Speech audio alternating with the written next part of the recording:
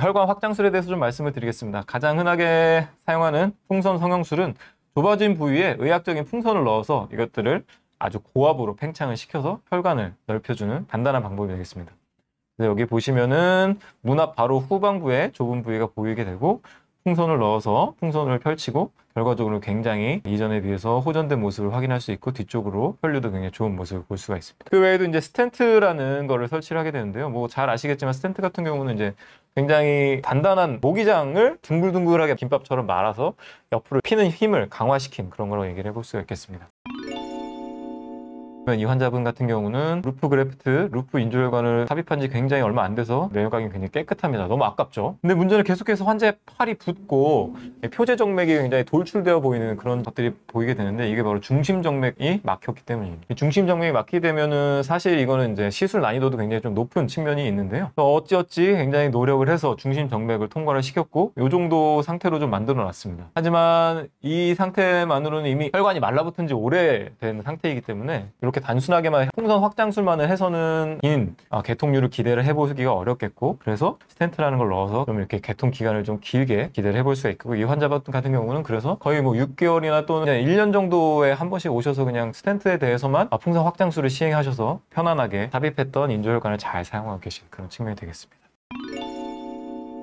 그 다음에는 이제 스텐트 그래프트라는 것이 있는데요. 우리나라에서는 아무래도 이제 보험 적용이 좀 한계가 있기 때문에 왜냐면은 스텐트에 비해서 좀 비싸기 때문에 이거는 스텐트에 껍질을 씌워놓은 그런 거라고 얘기를 해볼 수가 있겠는데 보험이 좀 한정적으로 적용이 되기 때문에 혈관이 파열된 경우가 아니면 거의 사용을 하기가 좀 힘든 측면이 있지만 우리나라에 다행히 최근에 인조혈관과 정맥을 문합해 놓은 부위에 한해서 스텐트 그래프트를 삽입을 할 수 있게 보험 적용을 받게 되어서 현재는 좀 적극적으로 사용을 하고 있습니다. 이 환자 케이스를 좀 보시면은 이 환자분 같은 경우는 여기까지가 이제 일자형 인조혈관이 되겠고 요 점선으로 되어 있는 것이 이제 문합 부위가 되겠습니다. 그리고 인조혈관과 자가혈관을 문합해 놓은 부위가 아까 앞에서 말씀드린 것처럼 굉장히 늘 잘 좁아지는 부위입니다. 거의 뭐 한 달에 한 번, 뭐 두 달에 한 번씩 계속해서 이 부분이 좁아지기 때문에 막혀서 병원에 내원해서 풍선 성형술, 혈관 성형술을 시행했던 분인데요. 이 이후에 아까 말씀드린 것처럼 스텐트 그래프트가 이제 우리나라에 보험이 적용이 돼서 다행히 삽입을 해볼 수가 있겠고 그 이후에는 1년도 넘어도 전혀 이상 없이 후석을 잘 받고 계신 그런 분들이 있을 수가 있겠습니다.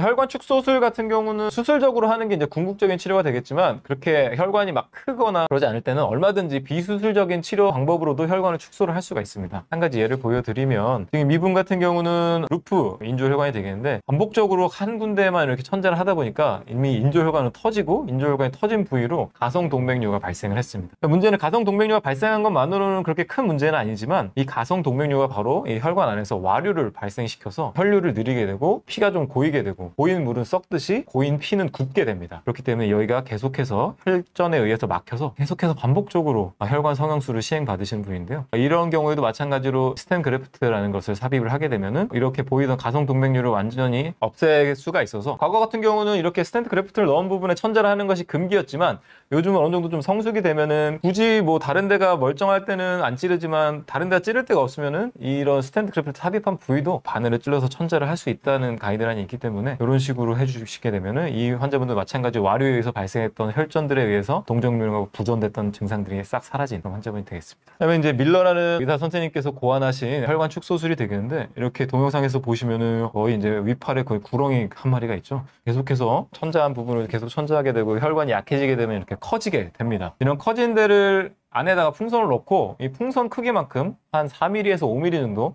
만큼 밖에서 이 실을 통해서 조여주게 되면은 결과적으로 이렇게 늘어난 혈관들 그리고 과대한 유입 혈류량을 수술적인 치료 없이 막아줄 수 있다는 그런 방법이 있기 때문에 시행을 하게 되고 이 환자분들도 마찬가지로 보통 이제 두 군데를 묶게 되는데요. 여기 하나 묶어서 유입되는 혈류량을 줄여서 결과적으로는 점차 혈관을 축소시키는 그런 방법도 비수술적으로 가능합니다.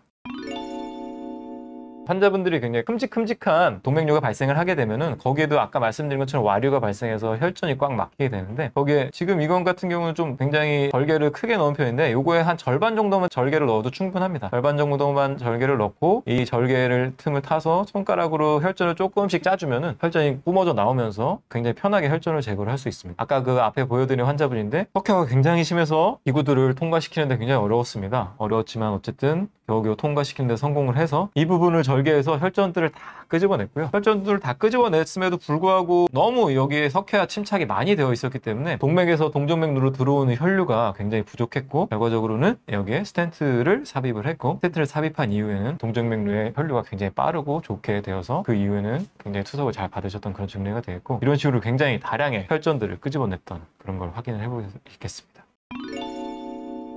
혈관의 직선화 같은 경우는 부적절한 투석을 하다 보면은 혈관이 이제 계속해서 꾸불꾸불 제대로 된 길로 나가지 않는, 출구 혈류가 나가지 않는 그런 것들을 확인을 할 수 있는데, 이것들을 굉장히 고속도로처럼 쭉쭉 뻗은 그런 길로 만들어주는 겁니다. 물론 수술적으로 할 수가 있겠지만 비수술적인 치료도 얼마든지 가능한데 그 증례들을 좀 보여드리겠습니다. 이렇게 루프 인조 혈관이 되어 있고, 정상적으로는 여기 동맥을 이은 부분과 정맥을 이은 부분이, 정맥이 이쪽으로 쭉 이 파란색 점선을 통해서 나가야 되지만 굉장히 오래 전부터 여기는 이미 막혔고, 이렇게 측부 혈류들을 통해서 국도랑 지방도를 통해서 이제 혈류가 어느 정도 어찌어찌 갑니다.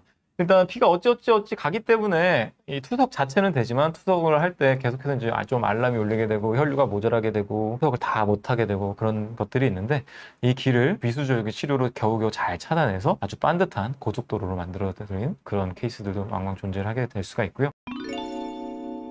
곁가지 결찰술 또는 색전술에 대해서 좀 얘기를 드릴 수가 있겠는데요. 이것들은 우리가 이제 나무를 기를 때 좀 나무를 쭉쭉 뻗은 이제 고든 나무로 기르거나, 또는 이제 뭐 열매가 잘 맺히게 만들기 위해서는 잔가지들을 착착착착 잘 쳐줘야 됩니다. 그런 것들처럼 이렇게 잘 쳐줘서 이렇게 쭉쭉 뻗은 나무를 만들듯이, 동정맥류도 잔가지들을 착착착 쳐줘야 튼튼하고 성숙하고 투석하기 좋은 동정맥류로 발전을 할 수가 있는데, 이렇게 곁가지들이 발전을 하게 되면은 두 가지 문제가 있을 수가 있겠습니다. 곁가지로 인해서 동정맥류가 성숙이 안 되는 측면, 그 다음에 잘 성숙된 동정맥류를 하더라도 곁가지로 빠지는 혈류가 많게 되면은 결과적으로는 우리가 바늘을 찌르는 환자 부위에 혈류가 부족해서 투석이 어렵게 되고, 결과적으로는 이 혈류 같은 경우는 잘 피가 흐르는 혈관은 계속 발전하지만 피가 잘 안 흐르는 혈관은 막히게 돼서 결과적으로 아까 앞에서 보신 것처럼 혈관이 사라지는 그런 측면들이 있습니다. 한 가지 증례를 좀 보여드리면, 이분도 역시 마찬가지로 이 곁가지가 굉장히 발달했기 때문에 정상적으로는 이렇게 요 길을 통해서 피가 흘러야 되지만, 오랫동안 이 길은 이제 막힌 상태가 되겠고, 요 부분만 계속해서 천자를 해서 투석을 했습니다. 물론 피는 흐르기 때문에 투석은 가능은 하지만 효율적인 투석이 될 수가 없겠죠. 그리고 당연히 계속해서 반복적으로 좁은 부위에만 천자를 해서 이 부분 굉장히 잘 늘어난 모습입니다. 근데 이분은 이제 곁가지 결찰술이라고 해서 요 부분만 이제 피부를 살짝 박리를 해서 여기를 이제 의학적인 실로 묶어주게 되면, 여기 보시면은 이 부분이 묶인 게 보이시죠? 묶인 부분으로는 더 이상 피가 가지 않고 우리가 원하는 고속도로로만 피가 쭉 가게 돼서, 결과적으로 이 시술을 시행한 다음에 6개월 뒤에 추적 검사를 해봤을 때 묶인 부분은 굉장히 아직도 잘 묶여 있는 상황이고, 잘 동정맥류가 성장을 해서 투석을 잘 하고 있는 그런 모습을 볼 수가 있겠습니다.